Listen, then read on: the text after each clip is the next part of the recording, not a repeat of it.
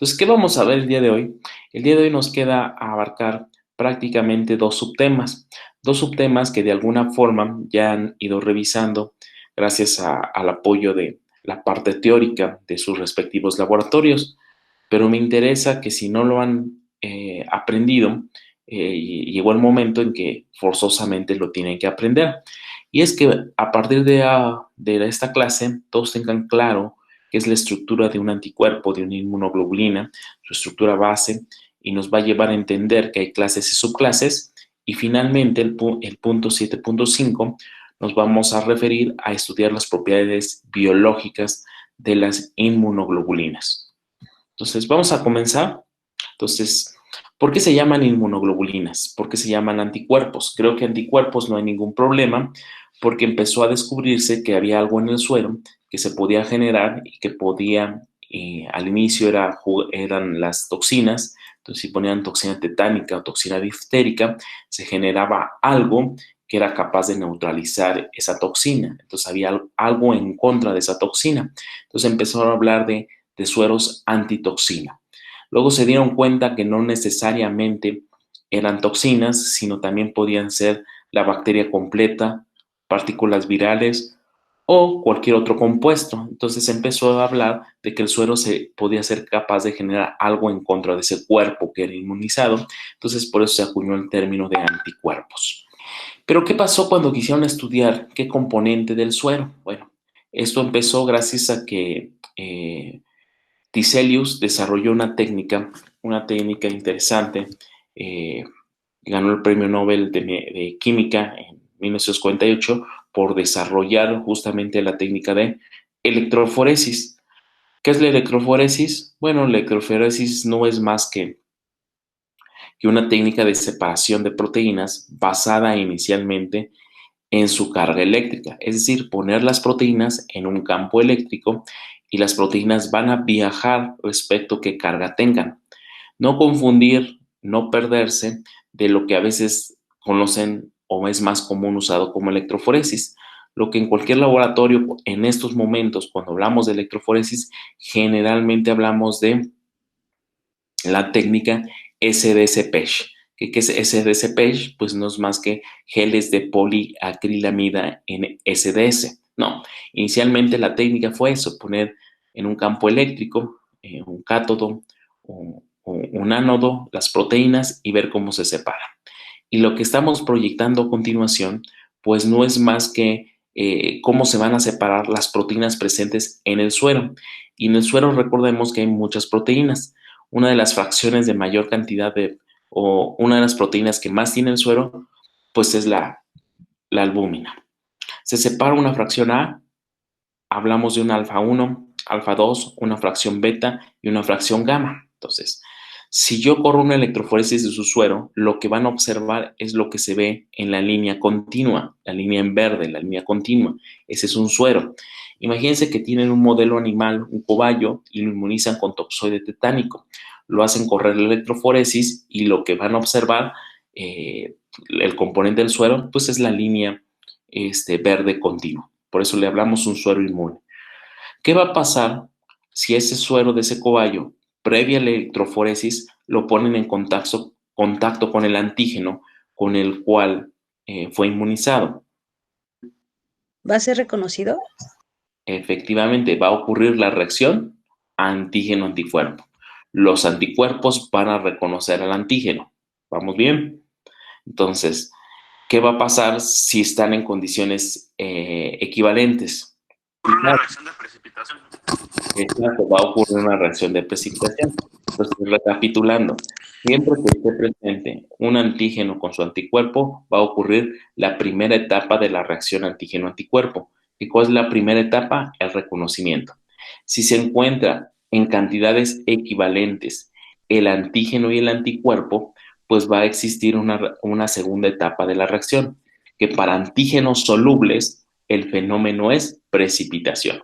Entonces, ese suero, una vez que precipitó algo, si quitan el precipitado y vuelven a correr la electroforesis, vuelven a poner ese suero, previo quitar el precipitado, previo quitar los anticuerpos contra el toxoide tetánico, lo ponen en ese campo eléctrico, ¿qué se va a observar? Pues lo que ven en la línea punteada. Y lo que ven en la línea punteada no es más que acaba de desaparecer o disminuir una de las fracciones del suero, la fracción gamma. Entonces, la conclusión que llegaron al hacer la técnica de electroforesis de un suero inmune previa absorción, pues es que se perdía la fracción gamma. Recordemos que el suero, todas estas fracciones alfa, beta, gamma, se trabajaba de proteínas que generalmente eran proteínas globulares. Y la fracción gamma, al estar directamente relacionada con los componentes de la respuesta inmunológica, y sabíamos que un término para referirnos a la respuesta inmunológica es inmunidad, inmunitas o inmunes de latín, entonces al contraer que era una proteína globular con el término de protección, pues inmediatamente se empezó a hablar de inmunoglobulinas del suero, que posteriormente se dieron cuenta que lo que son las inmunoglobulinas del suero, pues no era más de lo que hablaban de anticuerpos. Entonces, a partir de ahora, pues pueden utilizar como sinónimo inmunoglobulinas y anticuerpos. Ojo, aunque son sinónimos, en el campo de la inmunología se usan para referirnos en diferente contexto. Inmunoglobulinas nos vamos a referir cuando tenemos los anticuerpos que tienen diferentes especificidades. Por ejemplo, si acaban de quedarse con la fracción gamma de su conejo, eh, ese conejo pues va a tener anticuerpos principalmente si fue inmunizado contra el antígeno, pero va a tener otro tipo de anticuerpos. Entonces, por eso nos vamos a referir como inmunoglobulinas. Pero si ustedes solamente tienen anticuerpos que conocen su especificidad y están purificados, pues simplemente hablamos como anticuerpos.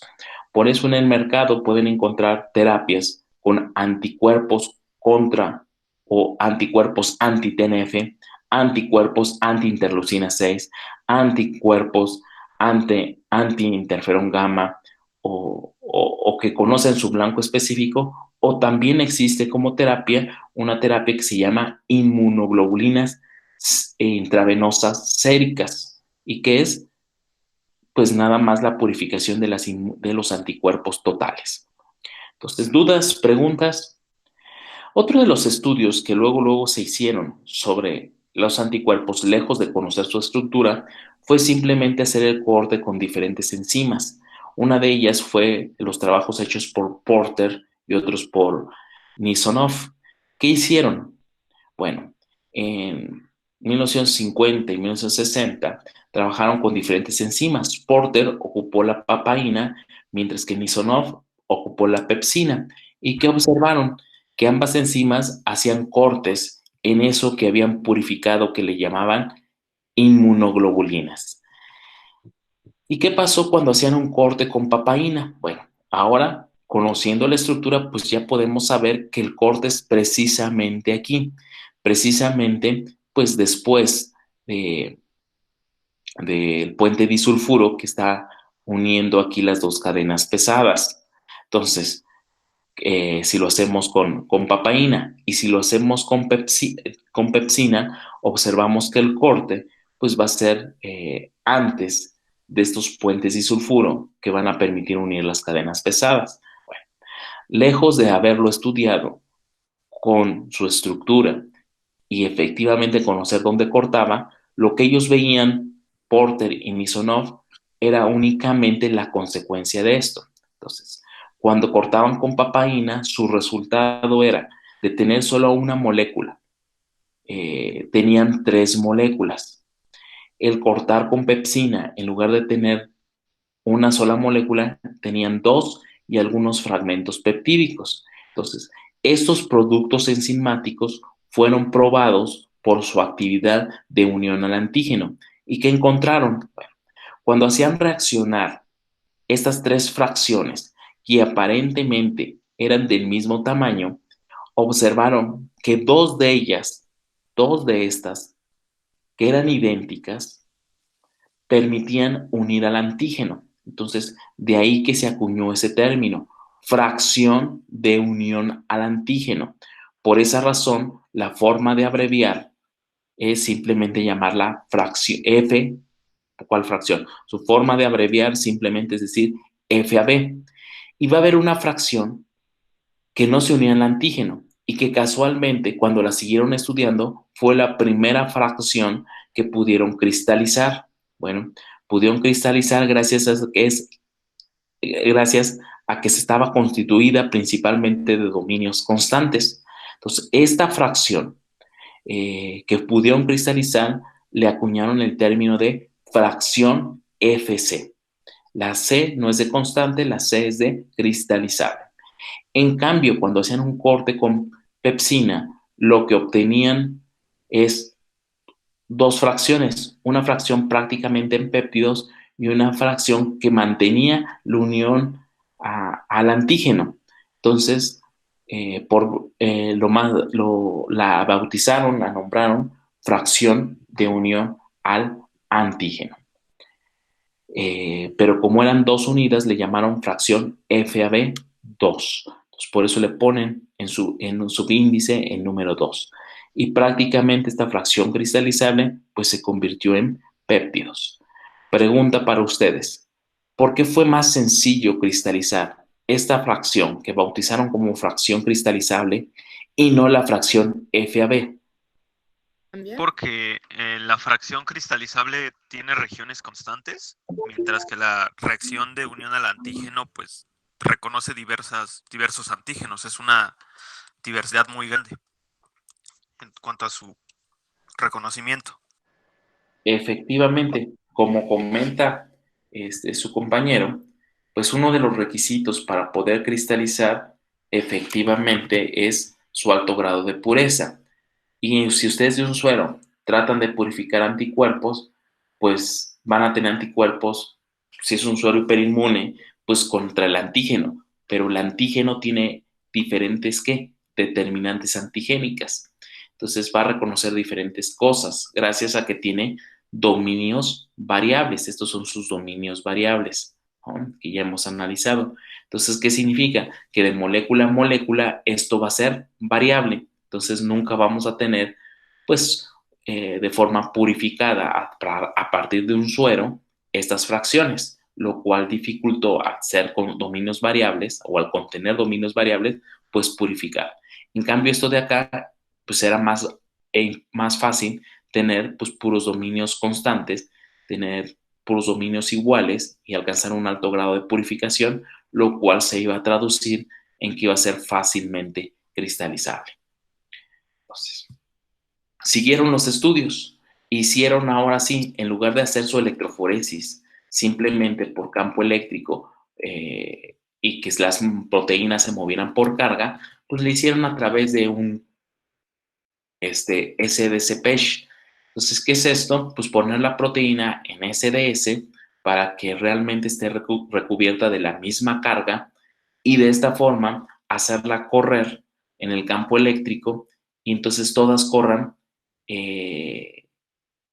independiente de su carga, porque todas van a tener carga negativa, sino de qué va a depender que corra más rápido o que corra más rápido o más lento, pues va a depender de qué tan grande o tan pequeña es la proteína. Lo interesante de esto es que se sabía que una inmunoglobulina tenía un peso aproximado de 150 kilodalton.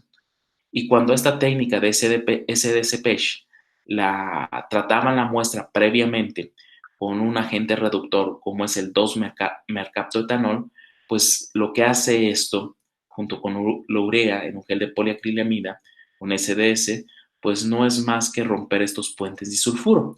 Recuerden que en ese momento histórico hablamos de casi finales de 1960, 1959, no se conocía esta estructura, que ustedes ya es muy obvia, sino simplemente decían, tengo anticuerpos que son la fracción gamma del suero, sé que si lo trato con pepsina, tengo dos fracciones FAB y una fracción FC, sé que cuando lo trato con papaína, tengo la fracción FAB está unida y casi se degrada la fracción FC. Es lo que se sabía.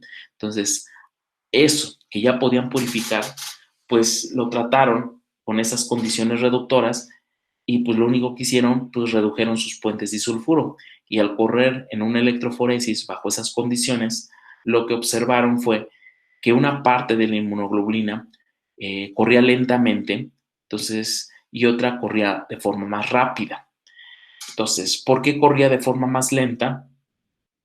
El término que se empezó a utilizar pesado, que correspondía a 50 kilodalton, y uno que era más ligero, que corría obviamente más rápido por ser más ligero, que correspondía a 25 kilodalton.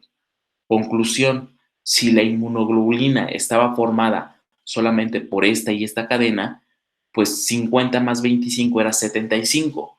No nos cuadraba el peso total. Recuerden que el peso total es 150 kilodalton. Por lo tanto, ¿a qué conclusión llegaron? Que tiene que haber dos cadenas. Efectivamente, llegaron a la conclusión que se trataban de dos cadenas que corrían lentamente y dos cadenas que corrían rápidamente, estas que eran las pesadas y estas son las ligeras. Entonces, a partir de ahorita, ya conocían más de la inmunoglobulina, podían empezar a deducir la primera estructura. Y esto que para muchos de ustedes es, cuando hablo de anticuerpos, es lo que tienen en mente, pues fue la estructura de 1960, la estructura que pensaban que estaba formada por dos cadenas pesadas, ¿no? Gracias a este estudio electroforético, y dos cadenas ligeras que están en amarillo. Entonces, estas dos cadenas pesadas y estas dos ligeras, pues el simple hecho de hacer estas condiciones de electroforesis, pues nos hacían pensar que estaban unidas por puentes disulfuro. Puentes disulfuro que por una parte unían las cadenas pesadas y puentes disulfuro que unían por otra parte las cadenas ligeras. Sumado a los hallazgos de Porter y Nisonov de las fracciones, pues llegaron a proponer esta primera estructura de los anticuerpos. Entonces, a partir de ahora, pues por eso tenemos en mente siempre esa imagen, dos brazos, un cuerpo, para referirnos a los anticuerpos. ¿Hasta aquí hay alguna duda? Puentes disulfuros son entre cadena pesada y entre cadena ligera, cadena pesada. Correctamente, tenemos puentes disulfuro aquí y puentes disulfuro acá. Ahora, ¿cuántos puentes disulfuro tenemos? Esa es la siguiente pregunta. Al frente ya les tengo una inmunoglobulina ya real, después de que se pudo cristalizar. Y efectivamente, tiene más puentes disulfuro, pero los puentes disulfuro no necesariamente están uniendo, bueno, están en lugares diferentes. Por ejemplo, aquí tengo una IgM y aquí tengo una IgG. Esta IgM es de membrana. Lo primero que destaco es que esta va a tener un dominio constante extra, ¿no? Aparentemente son iguales, pero vean, esta curva no es más que dominios de inmunoglobulina. ¿Y por qué acabo de contestar que tiene más puentes disulfuro? Bueno, porque cada dominio de inmunoglobulina está unido por puente disulfuro, ¿no? Le está dando esa conformación puentes disulfuro. Entonces hay puentes disulfuro aquí sobre cada cadena, ¿no? Que están formando esos plegamientos para definir lo que es un dominio de inmunoglobulina. Y hay puentes disulfuro también en cadena ligera.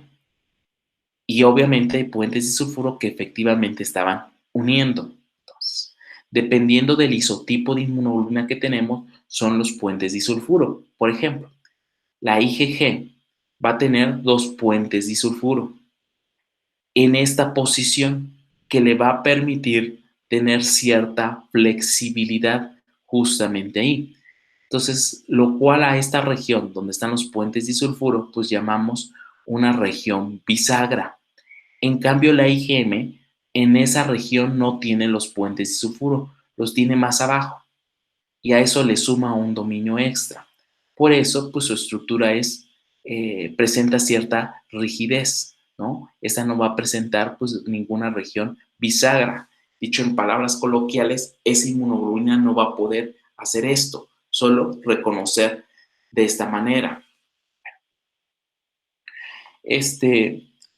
Estudiar cada dominio, pues es un dominio clásico, se estudió en los anticuerpos y se llamaron por esa razón dominios de inmunoglobulina. Sin embargo, muchas otras proteínas en el campo inmunológico y en otros campos, pues vean, comparten los mismos dominios. Por ejemplo, en inmunología, tengo el TCR, tiene los mismos dominios. Las moléculas del MHC, la parte constante, tiene esos dominios. Si hablo de una molécula importante para reconocer la coestimulación, CD28 tiene los mismos dominios. Si hablo del correceptor, tiene los mismos dominios. Si hablo de moléculas como ICAM de adhesión, tienen los mismos dominios. Toda proteína que contiene esos dominios de inmunoglobulina se dice que es una proteína que pertenece a la superfamilia de las inmunoglobulinas. No quiero decir que cualquier proteína que tenga esos dominios es un anticuerpo. No, lo que quiero decir es que comparte estructuralmente este tipo de dominios. ¿Qué es este dominio que estoy señalando? No es más que vetas plegadas antiparalelas unidas por asas. ¿Vamos bien? Entonces, vamos a empezar a proyectarles cuántas inmunoglobulinas hay. Entonces, para ello, les pongo esta tabla. Esta tabla ustedes me van a ir ayudando a describir. Pero antes de empezar, nos debe quedar claro que las cadenas pesadas, pues son realmente las que van a dar las diferentes clases de anticuerpos, ¿no? Vean, si observan estructuralmente las cadenas ligeras que están en verde, pues todas son del mismo tamaño, ¿no? Están siempre asociadas a sus cadenas pesadas. Entonces, si observamos únicamente las cadenas pesadas que están en rojo en esa lámina que se está proyectando, pues llegamos a la conclusión que son diferentes. Son diferentes, por lo tanto, nos van a formar diferentes clases de anticuerpos. Entonces, a partir de ahorita, vamos a hablar de clases de anticuerpos. Entonces, ¿cuántas clases de anticuerpos podemos tener? Pues bueno, tenemos poder tener 5 clases de anticuerpos, gracias a sus 5 cadenas pesadas diferentes. Yo había mencionado esto, que hay inmunoglobulinas formadas por cadenas mu, que van a dar IgMs, inmunoglobulinas formadas por cadenas gamma, que van a dar IgGs, inmunoglobulinas formadas por cadenas épsilon, que dan IgE, e inmunoglobulinas formadas por cadenas alfa, que dan IgA, y también inmunoglobulinas de membrana formadas por cadenas delta, que van a dar la clase IgD. Entonces, aquí empiezo a ver la primera diferencia. Tenemos algunas clases que son secretadas y algunas clases que forman parte de la membrana. Entonces, la IgD es una clase de anticuerpo que forma parte de la membrana. ¿De qué membrana? Pues constituye lo que es el PCR de las células B, ¿no? Entonces, nos quedamos con IgA, IgE, IgG e IgM. No olvidar que la IgM también se encuentra de forma monomérica y también es capaz de formar parte del receptor de las células B, del BCR. Pero la inmunoglobulina IgM que se encuentra soluble, pues va a tener esta conformación. Ahora, una nomenclatura para hacer alusión a sus dominios constantes simplemente es poner la C mayúscula seguida de la cadena pesada que corresponde. Por ejemplo, este dominio le ponen C, gamma porque forma parte de la inmunoglobulina IgG. Este le ponen mu porque forma parte de la IgM. Este le ponen alfa porque forma parte de la IgA. Y se empiezan a numerar, ¿no? Se empiezan a numerar esto. Del extremo amino terminal, el extremo amino terminal se encuentra aquí, con la dirección hacia el extremo carboxilo terminal, de tal suerte que el primer dominio le van a poner el número 1, el segundo el 2 y así sucesivamente, para empezar a numerar sus dominios constantes. Entonces, eso nos va a permitir ver que el prototipo inicial que estudiaron, ¿quiénes estudiaron? Que estudiaron Porter y Misonov, que estudiaron en electroforesis, que purificaron a través de la fracción gamma, a lo que se estaban refiriendo era a una inmunoglobulina de clase IgG. ¿Por qué fue la primera que estudiaron? Bueno, porque recuerden que la fuente en la cual la pudieron purificar era sueroplasma. Y recuerden que en el plasma es la inmunoglobulina que se encuentra en mayor concentración, seguida de la IgA, seguida de la IgM, y se encuentran en cantidades mínimas la IgE. Entonces, las tres principales inmunoglobulinas presentes en suero es IgG, seguida de IgA y seguida de IgM. ¿Vamos bien? Vamos a detallar algunas diferencias entre cada una. Pues es las cadenas pesadas que las conforman. Pues aquí queda claro que son diferentes sus cadenas pesadas. Otras son sus concentraciones. La que tenemos más abundante es la IgG. Ojo, hablo en suero. Otro punto importante de tener presente de las inmunoglobulinas, porque ahorita vamos a relacionar con su función, pues es su vida media. Bueno, hablamos que tienen una vida media aproximadamente de 23 días, ¿no? Más de, o aproximadamente 3 semanas de la IgG, ¿no? La IgA, pues a lo máximo tenemos una vida media de una semana, ¿no? La IgE tiene vidas medias muy cortas, de 2 días aproximadamente. ¿Por qué? Porque su vida media va a estar relacionada de la presencia en suero a que ésta se va a unir a los receptores de alta afinidad. Más adelante voy a detallar eso. Y la IgM, pues también tiene una vida media muy parecida a la IgA, incluso un poco menor, ¿no? De 5 días. Entonces, pues una de las inmunoglobulinas que por concentración y vida media, pues fue más fácil estudiar, pues fue la IgG. Otra cosa interesante es que alguna de ellas se encuentra en su forma monomérica, otra en sus formas poliméricas. La IgD, la IgE y la IgG siempre se van a encontrar en forma monomérica. La IgM la vamos a tener monomérica siempre y cuando esté formando el BCR de los linfocitos B. Y en nivel de suero la vamos a encontrar como la observan aquí, en su forma pentamérica. E incluso se han encontrado algunas formas hexaméricas, pero la principal es pentamérica. ¿Qué le va a hacer o por qué va a ser forma pentamérica? Por la razón en que va a tener unido otro componente, aparte de cadena pesada y cadena ligera, vamos a hablar de la cadena J. La cadena J va a permitir que esta inmunoglobulina sea polimérica. ¿Qué otra inmunoglobulina es polimérica? Pues la IgA. La IgA la vamos a encontrar tanto en su forma monomérica como en su forma dimérica. Porque aquí también le ponen trimérica, realmente es dimérica. ¿Por qué? Porque son dos moléculas de IgA unidas a su cadena J. Entonces, esto le va a permitir dar la siguiente conformación que están observando. Aunque no deben olvidar que la IgA también se encuentra en forma monomérica, es decir, sola una unidad. En tamaño, ¿quién creen que tiene mayor tamaño? IgM. La IgM, hablamos de un peso molecular aproximado de 900 kilodalton, seguida por ¿quién? IgA. IgA dimérica, porque si les pongo IgA monomérica, no es tan grande. IgA dimérica, pues aproximadamente tiene un peso molecular alrededor de 300 kilodalton, como 280, pero prácticamente pues, como 300 kilodalton. ¿Seguida de quién? ¿Qué? IgE y finalmente la IgG.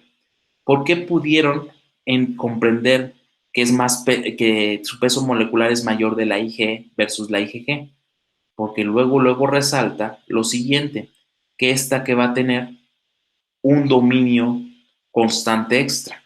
Esta de la IgE va a tener 4 dominios constante. En cambio, la IgG va a tener 3 dominios constante.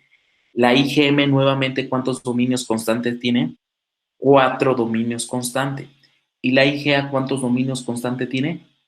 3 dominios constante. ¿Dudas? ¿Preguntas? Quizá me falta detallar algo. La IgA dimérica principalmente se va a encontrar en mucosas, por eso tiene baja concentración dimérica en suero. La IgA que me estoy refiriendo acá, que se encuentra en altas cantidades en suero, seguida apenas de la IgG, pues es una IgA monomérica. Bueno, si no hay dudas, simplemente lo que ya vimos, véanlo, 2 inmunoglobulinas acabo de elegir ya con su estructura y vean la belleza de inmunoglobulinas. Y voy a aprovechar esto que les estoy proyectando para explicarles otro detalle.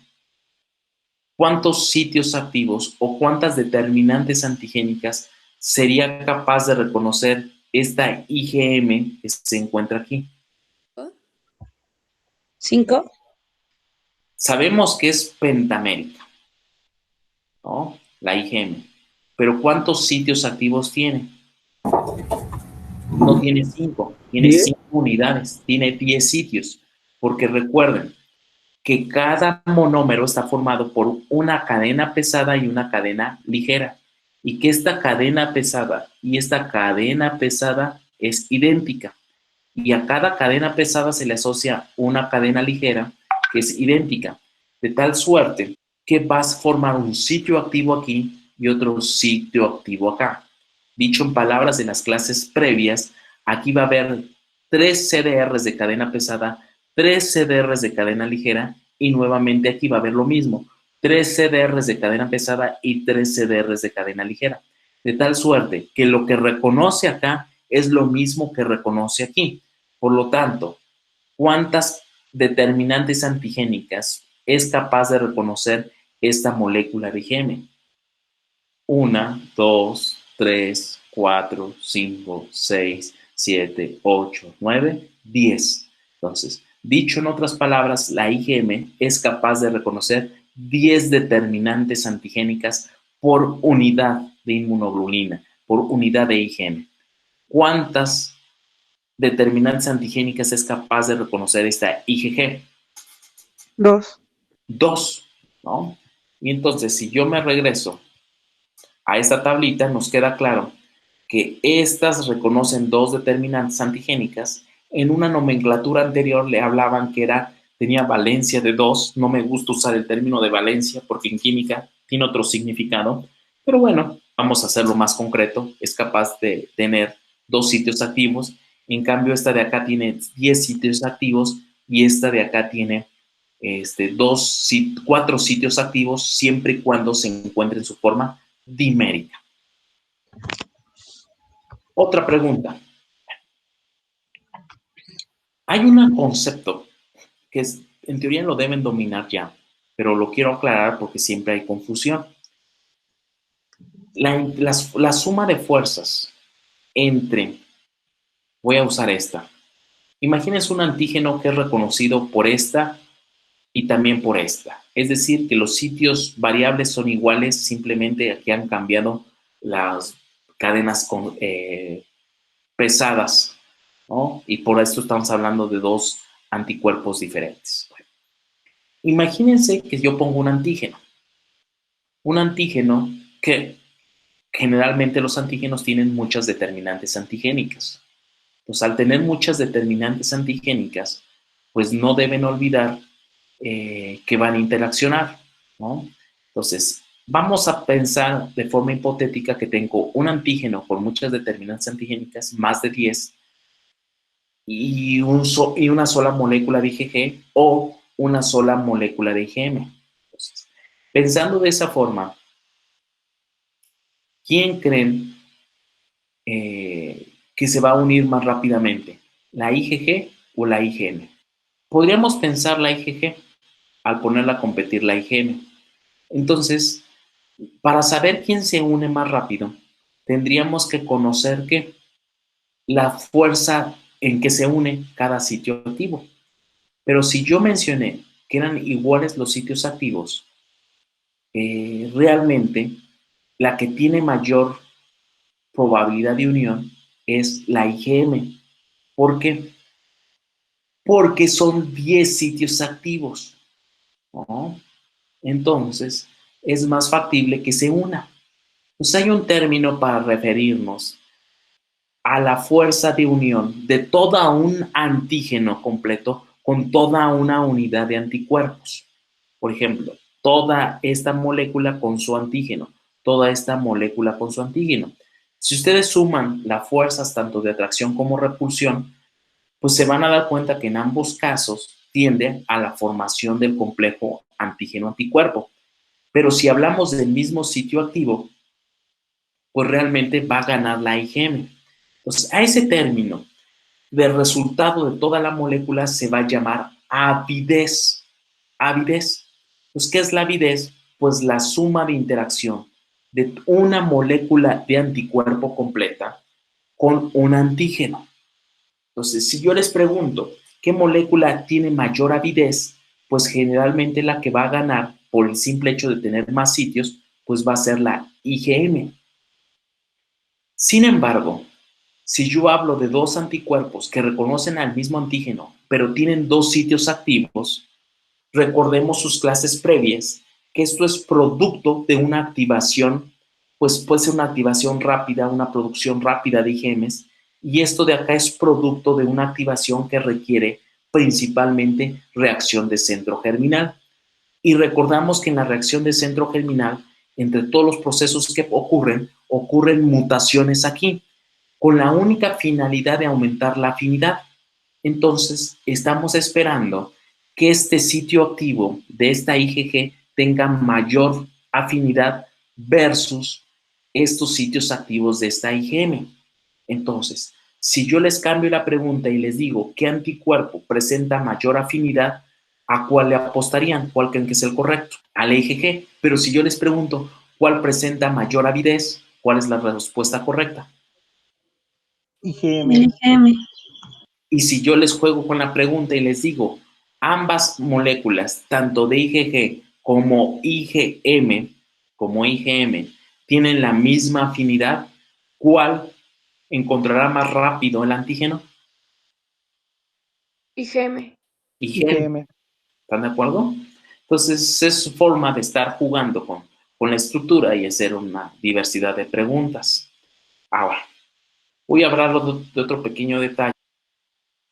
Si yo analizo con mayor detalle esta clase IgG y esta clase IgA, lo que me encuentro que esta tiene realmente no solo una cadena gamma. ¿Cuántas observan? Hay gamma 1, gamma 2, gamma 3 y gamma 4. Y la IgA que tiene alfa 1 o alfa 2. Entonces, la clase IgA y la clase IgG van a tener subclases. Entonces, hablo que la IgA tiene dos subclases y la IgG tiene 4 subclases, ¿no? Diferencias en números de dominios no existen. Entonces, simplemente hay pequeñas diferencias en esos aminoácidos constantes, de tal suerte que pues, nos generan 4 cadenas pesadas diferentes. Por lo tanto, nos va a generar 4 subclases de IgG diferentes. Entonces, hay un término para referirnos al conjunto de inmunoglobulinas sumando tanto clases y subclases. Y ese término se llama isotipo. Entonces, si yo les pregunto cuántos isotipos tenemos en humanos, la respuesta correcta es ¿cuántos isotipos de inmunoglobulinas tiene un humano? 5. 5. Isotipos. 9. A ver, voy a jugar con las preguntas para que vean que todo lo que les voy a preguntar en su examen realmente lo analizamos. Y entonces, al comprender la información, yo espero que correspondan a esta serie de preguntas. Entonces, si yo les pregunto cuántos isotipos de inmunoglobulina tenemos, un humano, la respuesta correcta es 9. ¿Por qué? Porque vamos a contar. De la clase IgA, ¿cuántos isotipos tengo? Alfa 1 y alfa 2, también conocidas como subclases de IgA. De la IgD solo tengo un isotipo. De la IgE, otro isotipo. Hasta ahí van 4. De la IgM tengo solo otro isotipo. Hasta ahí van 5. De la IgG, ¿cuántas subclases tiene? 4. Entonces, la clase IgG tiene 4 isotipos. 5 que llevamos y 4 son 9. Entonces, la respuesta correcta es ¿cuántos isotipos tenemos? 9. voy a variar un poco la pregunta. ¿Cuántos isotipos se encuentran en suero de un humano? La respuesta correcta, ¿cuál es? 6. 9. ¿Qué inmunoglobulinas tenemos? IgG, IgA, IgM. IgG, 4 subclases. IgE, en baja concentración, pero si hay subclases, hay una. Pues llevamos 5. Son 7. IgM, hay una subclase, bueno, solo tiene una subclase. Entonces llevamos 6. IgD, ¿la voy a contar? No. No, porque es el BCR. Exacto. IgA, en suero, ¿cómo es? Solamente tenemos la subclase monomérica. Entonces solo tengo, ¿qué? Una. Entonces, ¿realmente cuántas tengo? 4 de acá, 5, 6, 7. La respuesta correcta es 7. Si yo les pregunto cuántas subclases se encuentran en una mucosa, ¿qué me van a contestar? 2. 2. No. Recuerden que la IgA, la subclase monomérica es de suero y la subclase dimérica es de mucosa. Entonces, nuevamente solo es una. Si yo les pregunto cuántas subclases tiene la IgA, sin decir en dónde, con la respuesta correcta, ¿cuál es? 2. ¿No? Entonces, IgA tiene 2 subclases. Entonces, es simplemente jugar con clases y subclases. Nos queda claro que la reacción antígeno-anticuerpo pues cumple con la ley de acción de masas. Y hablar de la ley de acción de masas no es más que esto. Bueno, incluso más complejo, porque aquí ya está de forma constante, manteniendo a una sola temperatura. Y la ley de acción de masas, entre sus múltiples funciones, pues nos sirve para calcular su constante de equilibrio. Entonces, si yo quiero poner una constante de equilibrio a la reacción antígeno-anticuerpo, pues va a quedar que el complejo antígeno-anticuerpo va a estar como numerador y como denominador, pues por una parte el antígeno y por otra parte el anticuerpo. Porque así podría escribir una reacción antígeno-anticuerpo. La suma del antígeno más el anticuerpo, pues nos va a formar el complejo antígeno-anticuerpo. Por lo tanto, vamos a hablar de dos constantes, una constante de asociación y una constante de disociación. Sin embargo, en la reacción antígeno-anticuerpo hay algo muy curioso, que siempre va a tender esta reacción a la formación del complejo antígeno-anticuerpo. Entonces, cuando yo quiero transformar esta reacción para conocer con su constante de equilibrio, pues realmente las constantes de equilibrio en inmunología, al tender siempre a la formación de complejo antígeno-anticuerpo, usan como sinónimo la constante de afinidad versus la constante de equilibrio. ¿Y por qué lo usan como sinónimo? Porque pues de alguna forma siempre saben que va a tender a la formación de los productos. Y cuando yo le pongo número a esa constante de afinidad, o realmente hablando de forma más correcta, esa constante de equilibrio, voy a llegar a la conclusión de que esa constante de equilibrio siempre va a ser negativa, lo cual se interpreta que va a tener una delta G negativa. Y tener una delta G es una energía libre de Gibbs negativa, simplemente nos hace alusión a que a mi sistema yo no le tengo que agregar nada más, no le tengo que agregar energía. Por lo tanto, decimos que la reacción antígeno-anticuerpo es espontánea.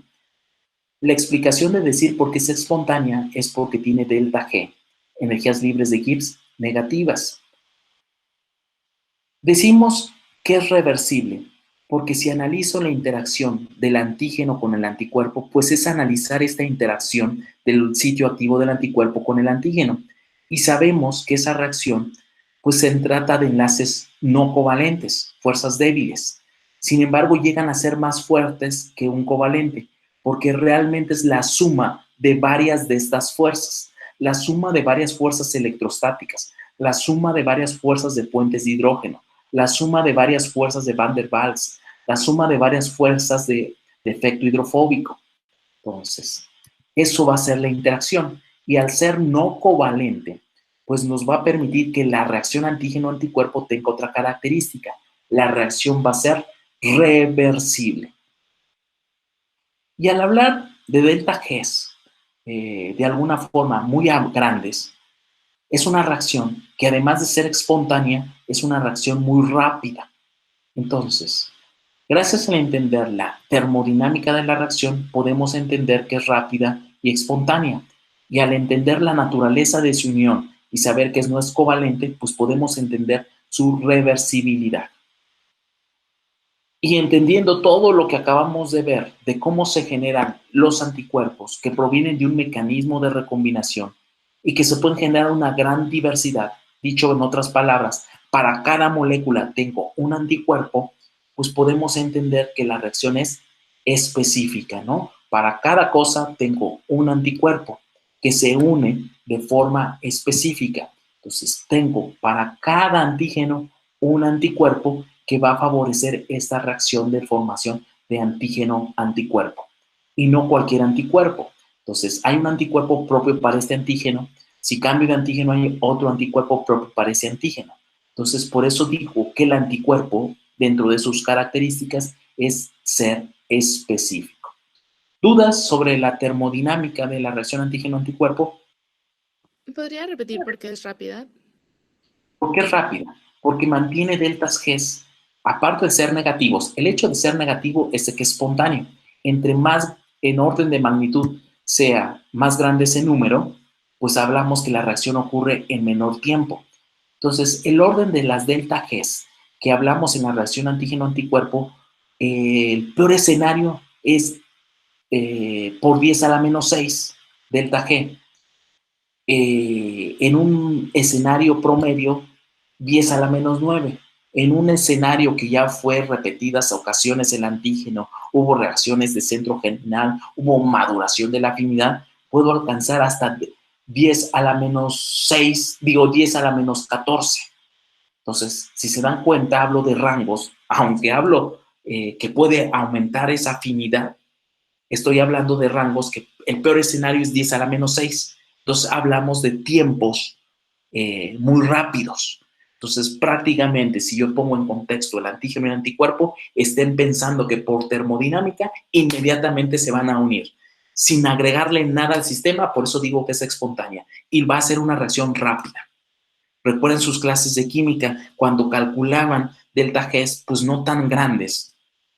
¿Qué pasaba? Pues esos delta Gs tenían que esperar que la reacción ocurriera. Y para que ocurriera en química, los químicos siempre andan jugando ¿con qué? Con catalizadores. ¿Y qué es un catalizador? Pues el que va a aumentar esa energía libre de Gibbs para hacer la reacción más rápida. Entonces, definición de catalizadores, pues es eso, aumentar esa delta G. Y ya de entrada, nuestra reacción antígeno-anticuerpo, pues tiene delta G por sí sola muy grande. Por eso hablamos de reacciones muy rápidas. No necesito esperar horas. Alguien me diría en laboratorio, ¿y por qué esperé varias horas en ver la aglutinación? No, más bien, ¿por qué esperé tantas horas en ver la precipitación? Bueno, porque recuerden que ver precipitación o aglutinación es la etapa 2 de la reacción. Y la etapa 2 de la reacción ya no está dependiendo de esto.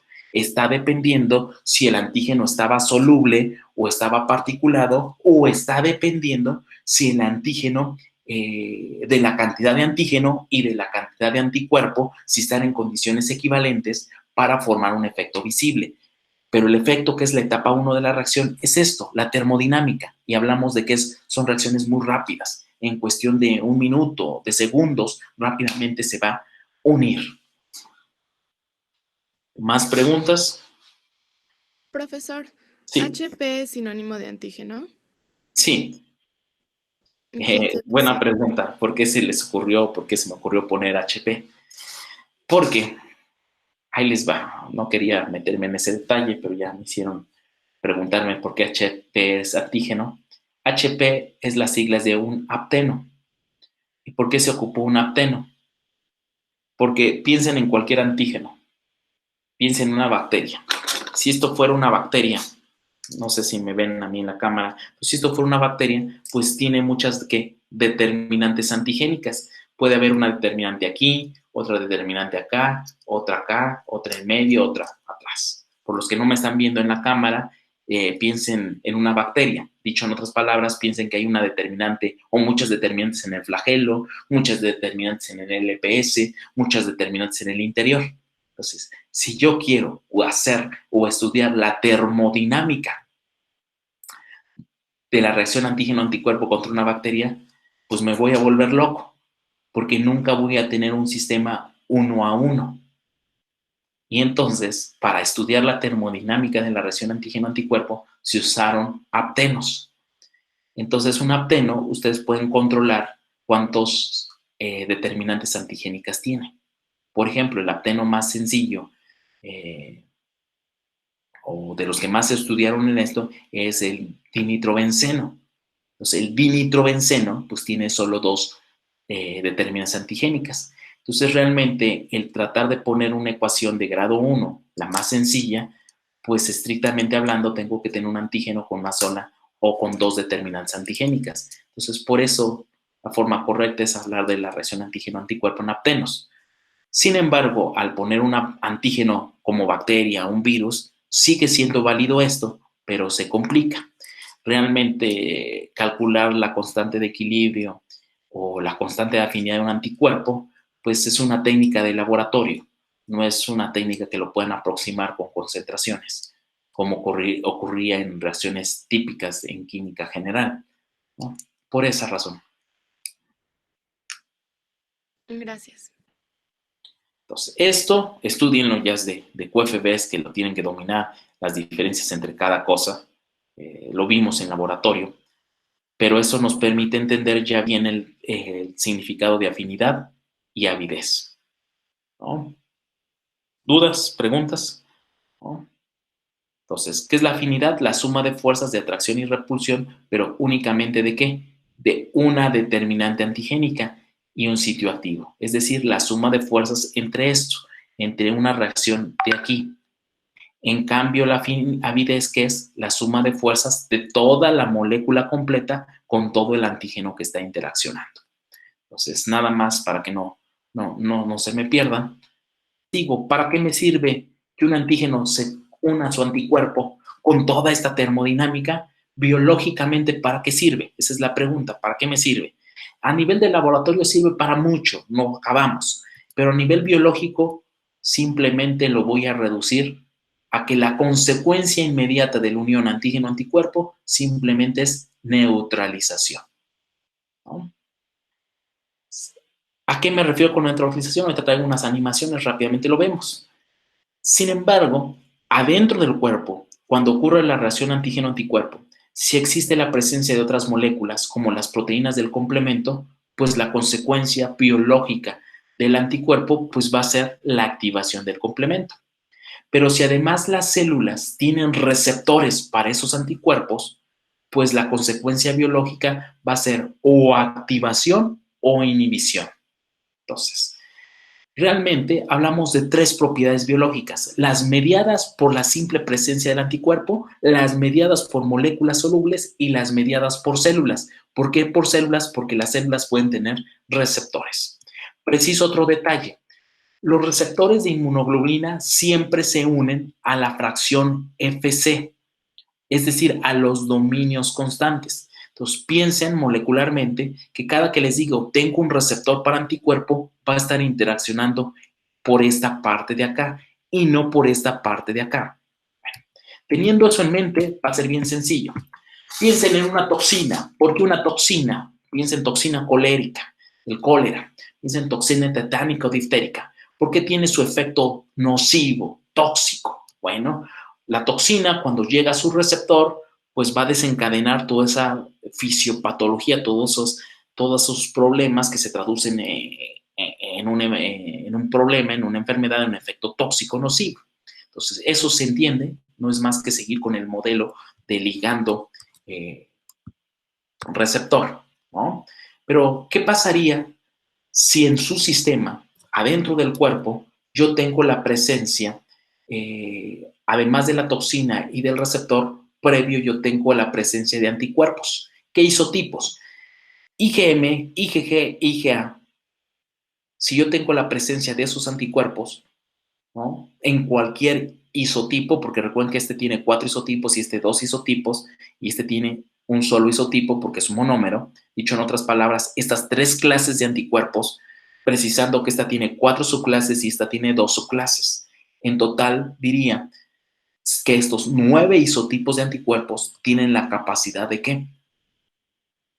De neutralizar. ¿Y qué es eso? Si yo tengo presentes, pues va a ocurrir lo siguiente. Como tienen gran afinidad, tienes delta Gs negativos, va a ser una reacción espontánea, no necesito adicionarle nada, ocurre en cuestión de segundos, de minutos, va a ocurrir esto.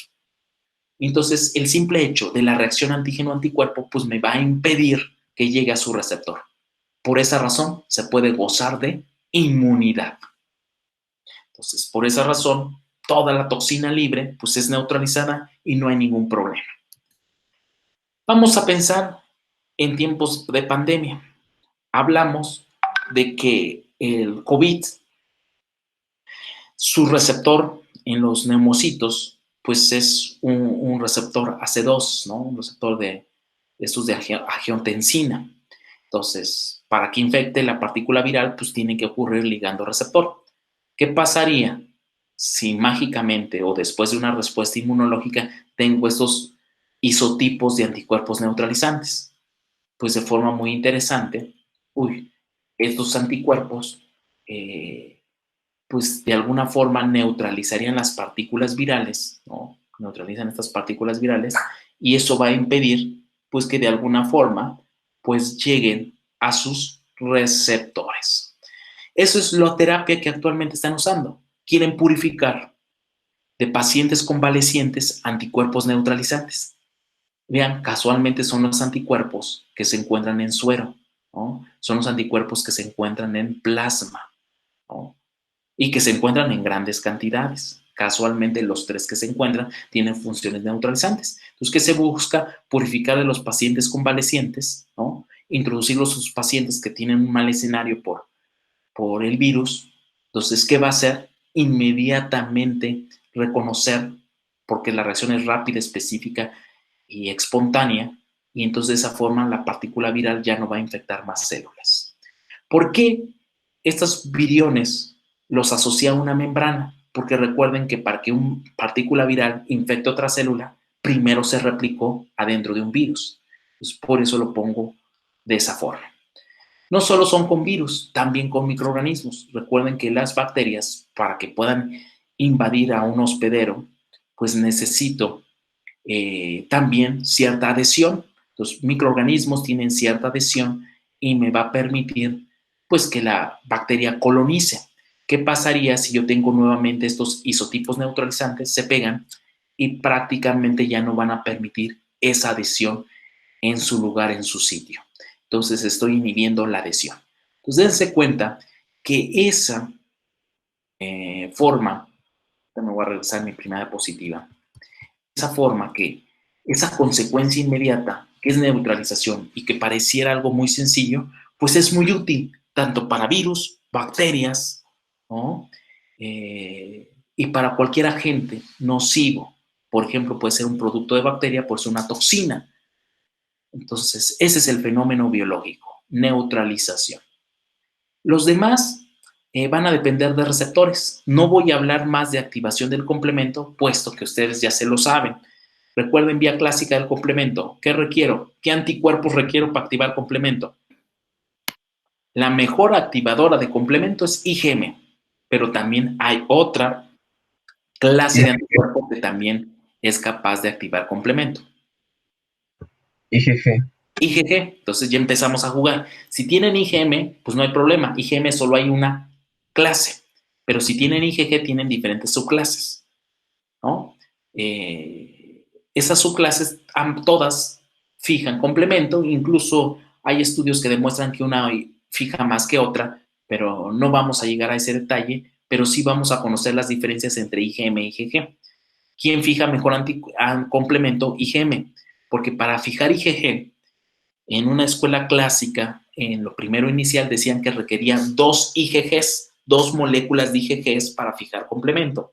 Gracias a los estudios ya con mejor metodología, resonancia de plasmón, ¿no? Y cristalografías, pues se ha encontrado que se necesitan 6 IgGs interaccionando con un solo sitio para fijar complemento. Dicho en otras palabras, pues simplemente nos quedamos que tenemos dos clases que permiten esta consecuencia biológica, que es activación de complemento.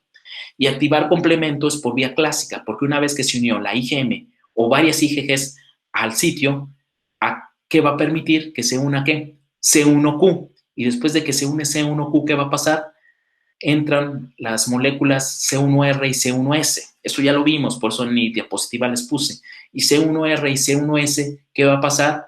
Van a permitir el corte, al tener funciones de serin proteasa, van a permitir el corte de C4. Y C4 va a formar C4A y C4B. ¿Qué quedamos? Que C4B pasa, se une a la superficie. Eso permite que se acarrea al sitio C2. Entonces, C2 cerca de C1R y C1S se corta. ¿Y qué tengo? C4B, C2B. Y C2B, C4B unidos no es más que una C3 convertasa que permite unir varias C3B. Y si una de ellas se une a ese complejo bimolecular, quedaría C4B, C2B, C3B, que tiene función de C5 convertasa. Y C5 convertasa convierte a C5 en C5A y C5B. Recuerden que C5A y C3A son anafilatoxinas y C5B se pega a la membrana y recluta C6, C7, C8 y C9. C9 polimeriza y forma el famoso ¿qué? Complejo de ataque a membrana. Entonces, los que no se acuerdan de su clase de complemento, es buen momento para que estudien la vía clásica del complemento, porque es una consecuencia biológica de la unión antígeno-anticuerpo y si están presentes moléculas solubles como complemento. Y termino con esta, unión a receptor. Y para ello voy a poner una tablita de receptores. Hay varios receptores, pero me voy a quedar no con todos, con los más preponderantes, dirían. ¿Cuáles son? Cada isotipo tiene diferentes receptores. Me voy a quedar con la clase IgG, porque es la que tiene más receptores y de la que más he estudiado. No quiero que se me pierdan y que los otros no tienen. Se encuentran en ciertas condiciones, en ciertas células, no son tan comunes. Los más comunes son estos receptores, ¿no? Alguien me podría preguntar, ¿y por qué la IgD no tiene receptor?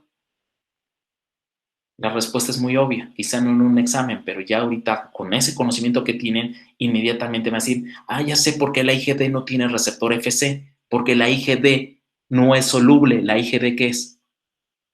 De membrana, forma parte del BCR. Pues casualmente todas las inmunoglobulinas que son solubles, pues tienen su receptor.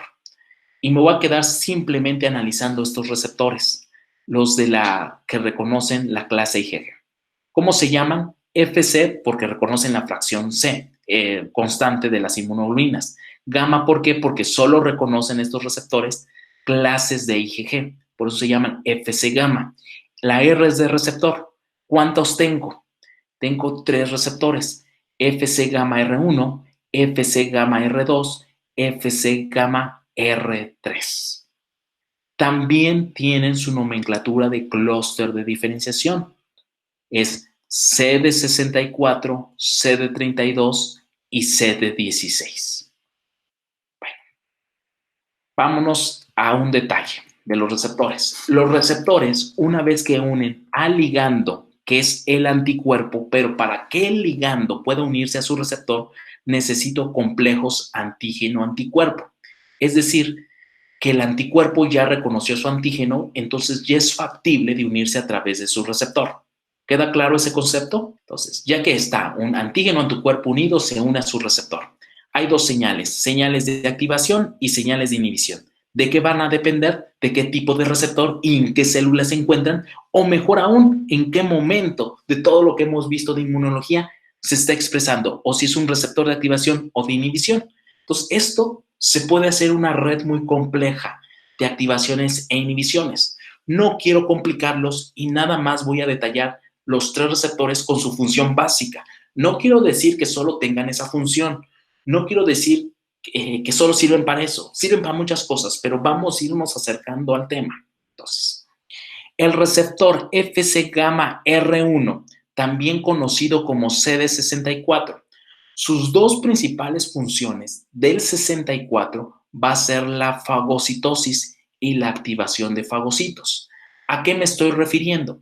Este CD64 se va a estar expresando en polimorfonucleares, macrófagos y monocitos. Cuando me refiero a polimorfonucleares, piensen en los que más son abundantes, neutrófilos. Entonces, ¿qué va a pasar cuando una bacteria está opsonizada de anticuerpos? Pues el polimorfo nuclear, la célula fagocítica, ya va a ser capaz de reconocer. Entonces, de esta forma va a favorecer la fagocitosis. De esta forma va a favorecer la activación de esta célula. Recuerden que para que este receptor reconozca este anticuerpo debe estar unido.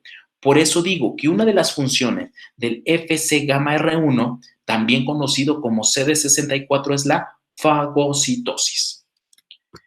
Vamos a otra función, CD32. CD32 no es más que el receptor Fc gamma R2. Se puede complicar. ¿Por qué? Porque FcR2 hay FcR2A y FcR2B. FcR2B da señales negativas. FcR2A da señales positivas. Si es este de acá, ¿qué va a hacer? Pues lo mismo de acá, favorecer la fagocitosis en polimorfonucleares. Pero si es este de acá, ¿qué va a hacer? Principalmente se encuentra en linfocitos B. Las letras en mayúscula hablan de la célula que más expresa esto. Las letras también en mayúscula, pero de otro color y más pequeñas, son peculiaridades que no me voy a meter en este momento, que también lo expresa, pero tiene otras consecuencias. Entonces, ¿quién expresa principalmente el receptor negativo? Los linfocitos B. ¿Por qué un linfocito B expresará un receptor negativo? Como mecanismo de regulación. Es decir, linfocito B produce anticuerpos, pero si ahora hay exceso de anticuerpos, el mismo anticuerpo unido a su antígeno, ¿qué va a pasar? Dar señales negativas al linfocito B. ¿Cómo? A través del receptor Fc gamma R2, también conocido como CD32.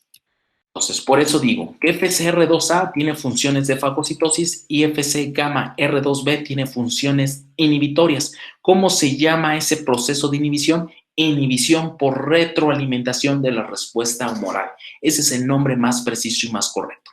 Y finalizo con un último receptor, Fc gamma R3, también conocido como CD16. ¿Quién lo expresa? Las células NK principalmente.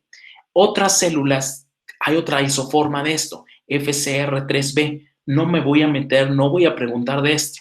Voy a preguntar de este que da señales de activación. El A. ¿Qué hace el A? Este fenómeno que se llama citotoxicidad celular dependiente de anticuerpos. ¿Qué es eso? El A. Eso no es más que esto. Bueno, el B aquí está. Funciones de eliminación, de clarificación de anticuerpos, de remoción de antígenos, anticuerpos. ¿Por qué? Porque no va a señalizar, simplemente va a remover de las células. Va a remover ocupando la maquinaria, la quimiotaxis de la célula, ¿no? O el flujo de movimiento de las células. ¿Qué es la citotoxicidad? Eso sí quiero dominar, que dominen ustedes. Una célula infectada puede expresar antígenos una célula infectada por un virus va a expresar antígenos del virus. Entonces, ¿qué va a pasar si yo tengo anticuerpos de clase IgG? ¿Por qué de que IgG? Porque son los receptores que estamos estudiando. Se van a unir a la célula. Y si yo tengo el receptor Fc gamma R3A en una célula NK, pues ¿qué va a hacer? Darle señales. Y recuerden que la NK juega con señales tanto de activación como de inhibición. En todo momento, las que predominan son las de inhibición. Pero en este momento, al aumentar estas señales de activación, ¿qué va a pasar? Esta célula NK se activa y va a ocasionar la muerte de esta célula. Entonces, a este fenómeno siempre se le llama así, citotoxicidad celular dependiente de anticuerpos. ¿Dudas, inquietudes, preguntas? La tercera, la de gamma R3, es solo para células natural killer. Sí, y algunos granulocíticos, ¿como cuáles? Como los basófilos, incluso se ha estudiado en las células cebadas, pero su participación es menos. O sea, estas células también tienen receptor Fc gamma R3. ¿Y qué función van a hacer? No tan propia como la NK que mata, pero sí el aventar sus gránulos a células, pues van a lisar las gránulos que tienen histamina, lipasas, esterasas, todo lo que termine en asa, enzimas, y van a hacer daño a la célula. Entonces, el término es un término general, aunque el ejemplo que siempre ponen en cualquier libro es un término para células NK. Gracias. ¿Más preguntas?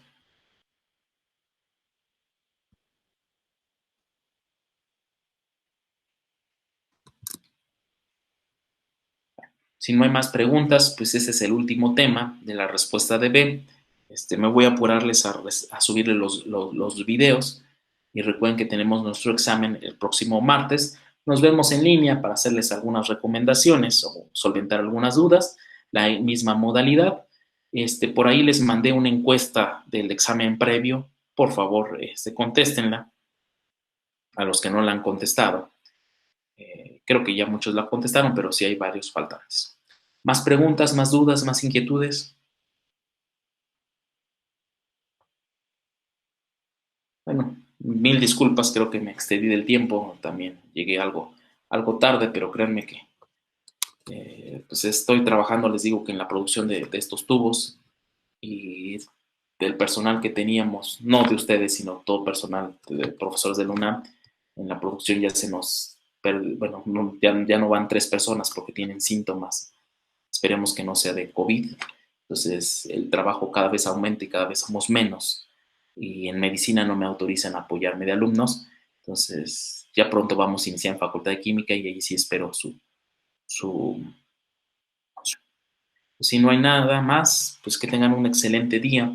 Y pues cualquier duda, está Yair, está Laura. Gracias, profe. A ustedes, nos vemos. Gracias. Gracias, profe. Que estén bien, hasta luego. Gracias, profesor, y no se preocupe.